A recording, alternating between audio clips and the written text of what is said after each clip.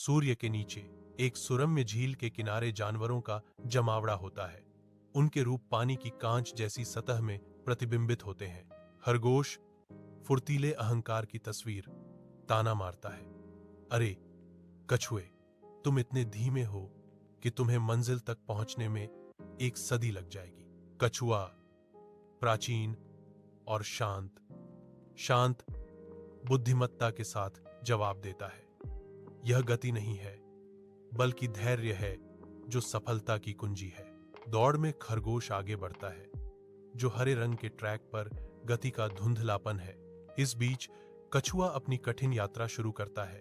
प्रत्येक कदम अटूट दृढ़ संकल्प का प्रमाण है।